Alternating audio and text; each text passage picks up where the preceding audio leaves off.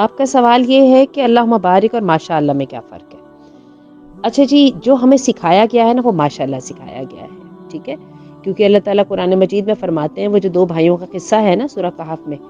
کہ جب وہ ایک بھائی جو امیر کبیر تھا اور جس کی بڑی شاندار جو ہے وہ باغ تھا، تو اس کو دوسرے بھائی نے نصیحت کرتے ہوئے کہا اور تھوڑا سا اس کے اوپر کمنٹ بھی کیا نیگیٹیولی، کہ تم جو ہو جب اپنے اتنے شاندار باغ میں داخل ہو رہے ہو تو تم اس کو ماشاء اللہ کیوں نہیں کہہ رہے ہو؟ در حقیقت ماشاء اللہ کا جو مطلب یہ ہے کہ انسان اپنے آپ کو یاد دلاتا ہے کہ یہ چیز میں نے نہیں کی ہے، یہ مجھے اللہ نے انعام کی ہے، یہ اللہ نے مجھے عطا کی ہے، اور یہ میرا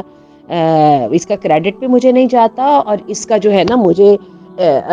اپنے آپ کو اس کا مالک بھی نہیں سمجھنا چاہیے، یہ مجھے عطا بھی اللہ نے کی ہے اور اس کا استعمال بھی میں نے اللہ کے حکموں کے مطابق کرنا ہے۔